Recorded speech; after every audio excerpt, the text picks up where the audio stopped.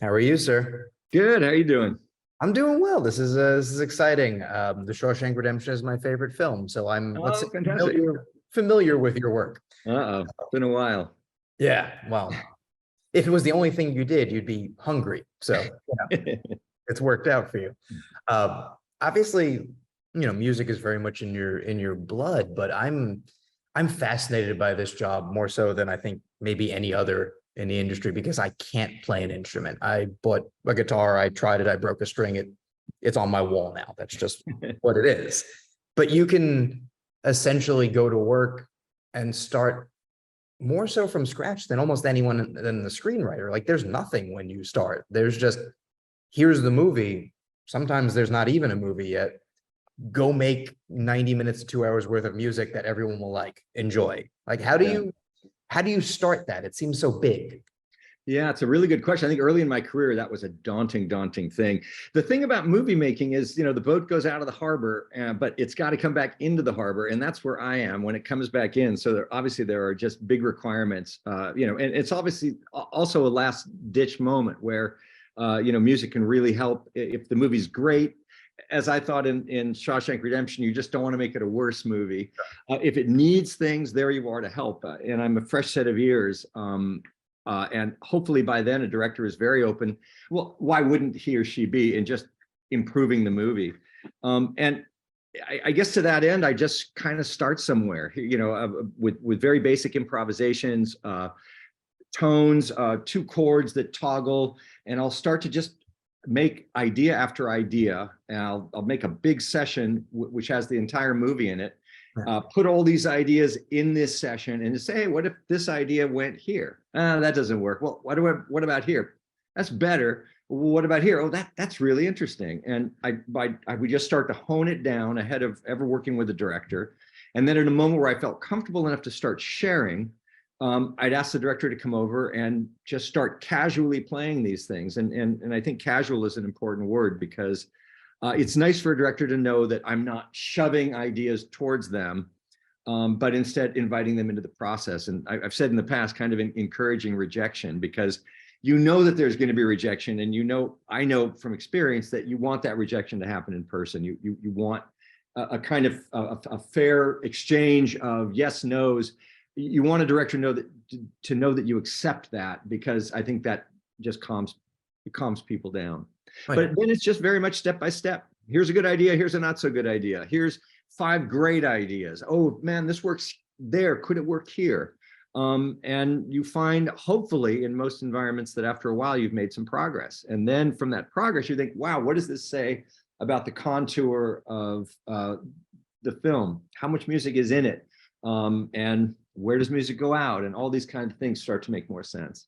Yeah, I to what you said about rejection, I think is really interesting. I remember listening to Denis Villeneuve at like an awards event. He was just talking to a bunch of us for Sicario, and he was making Arrival, and he was saying he had just got a bunch of music in from his composer, and it wasn't right. He's like, it was beautiful music, it was amazing, but it wasn't right. And I feel so bad saying, well, we have to go in this direction, but that's, we work long enough together that I can feel confident I'm not offending him. He can feel confident that I'm not rejecting in the right way. Just like, oh, we're making X, this is Y. Y is amazing. We just have to make it this. And more times than not, saying no kind of directly leads to yes. Yeah, I mean, Y is a good thing. It hurts, but it's a good thing, because the more you reject, the more you kind of start to reject in general those ideas that are outside the kind of approvable realm of what something can be. But you do have to trust that a director says, yeah, this is fine.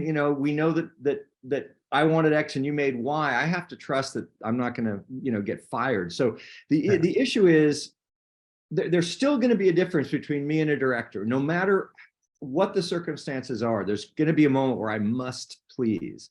And I guess that's going to depend on, how strong the movie is and how confident the director is. And it's a mark of leadership, I think, in both instances, from me and from the director, to say, we're going to make this great. Sometimes directors change their minds in ways that are wasteful of resource. So it's all, it really runs the gamut, from very smart to not so smart. And a lot of good ideas can be rejected because of that.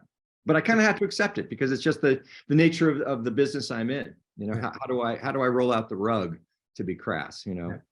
Directors changing their mind, never heard of it, unheard of. I mean, with animation, it's a whole other thing, because in one way, you have that temptation of, well, anything can change, where, you know, it's malleable, but there's also that, well, it's time and it's money in a different way, as opposed to tell Ben Affleck to stand over here again, we're going to do it again. You know, Right. so I mean, and no one's going to stop until they're pleased. There's too much at stake for people to say this is good enough. So you'll never get that. And yes, you hope that I hope that the people that work under me, musicians, the last thing I want to do is waste their goodwill and their resource. If it happens, it happens. But I do want to respect those people that are creative, that are going to help me out of a mess I'm in. And I would hope, you know, the same from a director. yeah. When you're working before you even see something and you're following your instincts, obviously it's, you know, I've been doing this long enough. I know what I'm doing. Enough people have told me I'm good at this that I can trust that. Once you see something, you know, whether it's a first cut, whether it's an almost final cut, how much does it change where your mindset is? Is it, oh, I confirmed what I was thinking? Or how often is it, okay, well, this is completely not what I was expecting. We're gonna move way to this direction. I mean, I think it's way better to have an image, because until you have an image, you get a sense of feeling. You also get a sense of intention. And I think that's the crazy thing about reading a script is a script is all about intention. So it fills you with all kinds of poetic thoughts about what something can be. And then you see it and it is left of that or right of that or above or below or whatever. And then you think, okay, now I understand this movie, and I have to kind of refine earlier thoughts that I have. So I think I always prefer to see an image. I mean, some people say, yeah, you know, I read the script and then they filmed 6 months later and I had a lot of time to this and that. I don't think that's me. I kind of want to know what it is. I just think it's overly tidy to think otherwise. You know, Sure. that these great ideas I have are just going to magically work now that I've seen the movie. But that may be just my personal experience. No, totally. And I think with animation, especially, and with this film especially, it probably reads different than it looks. It reads different than it plays, because so much of it is emotions which are on the page, but then mixing with these very specific visuals that, you know, talking to the director and the producer, like, hadn't really been invented yet. So you were kind of going like, we'll get there. You do your part, we'll get there. So I imagine when you're starting to figure out the themes, the instruments you're going to use, it's maybe more of a challenge, just because it has to be very emotional and human, but also so much of it is elevated. So it's like, what if an action scene had a romance scene in the same thing at all times? Yeah, I mean, that's why I think it's best to have a lot of ideas. And to not overthink what something should be, but in many cases, I play 3 or 4 ideas for Pete. You know, been Pete and Denise in a certain scene, just because it's.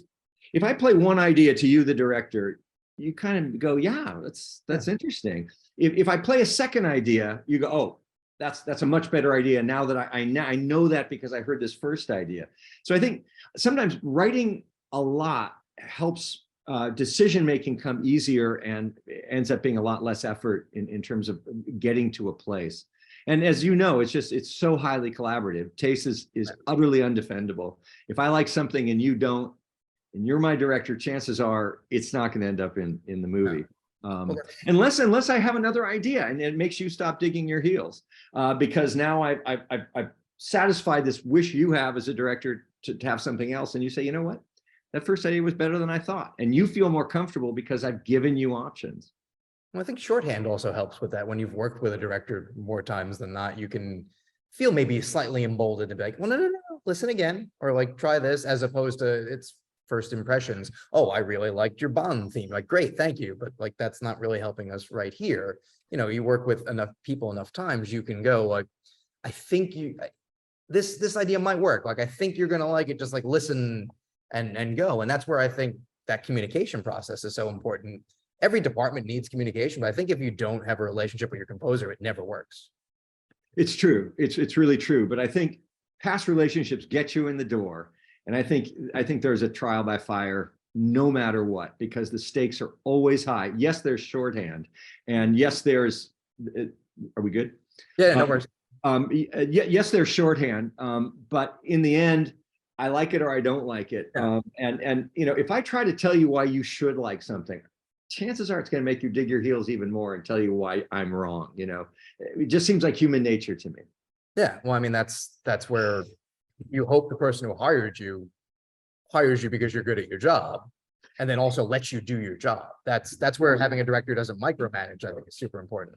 Right. That's it. That's a really good point. Is that to do anything well, you have to let someone be themselves. And at the same time, if a director has so many specific ideas and is kind of saying, no, no, this, that, then suddenly that can really, curtail any ability to have, just have an idea and feel like you can have, I mean, it's good to know you can have bad ideas. At the same time, it's always a little scary sharing them, because too many bad ideas leads to doubt, leads to, mayhem.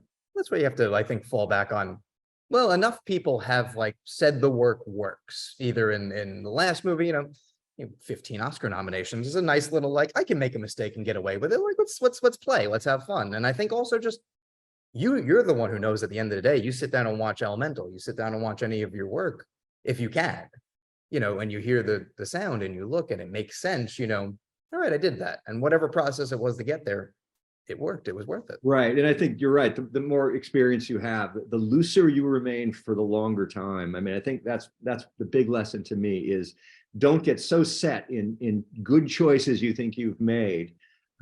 Carry those ideas along, hope for the best, but be ready for left turns and zigzags and things like that. So I always, to the very end, I'm just trying to refine and improve all the way to the end of mixing. And I think one of the reasons why you're one of my favorite composers helps that it's Shawshank's there, but also just that a lot of times the very upper echelon sort of composer has a theme, like there's a recurring kind of sound, like a John Williams score. They're not the same, Right. You know them. And I think that's true of you, but I think there's maybe more variety even. You put Elemental next to Shawshank, next to Skyfall, next to American Beauty. They don't have anything on the surface necessarily in common besides that sounds good, and that sounds right, or so that it's serving drama. And then what choices do I make along the way in terms of, am I in front of a couple of players, am I conducting an orchestra? All those things are in my wheelhouse to just try out. And that's fun for me, though, going from this to that, and being able to do small independent movies and being able to handle myself on a movie like Elemental. I mean, doing the Finding Nemo was a real, I mean, there have been huge challenges, like Nemo was one, Skyfall another, where, I hadn't done a lot of action before Skyfall, and I knew I would, live or die doing it. So there have been sweaty moments for sure along the way. But at each time that I have succeeded, it's kind of opened the sense that I can accomplish things and that I can land on my feet, which I do think is a measure of experience.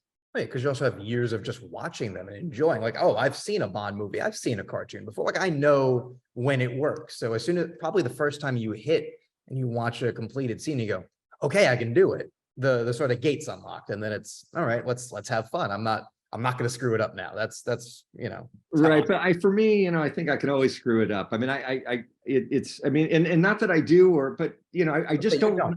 Well, I mean, I don't want to be presumptuous about my value. I think I just want to think. I want to stay very simple and say I want to like this movie. I want to honor the actors, and I don't want to hammer an actor's nuance. Those are the kinds of things that really I want to do more than anything, because all these people in these movies have made such supreme effort that I want to respect the effort that's been made ahead of me, because I'm so late in the process. Yeah.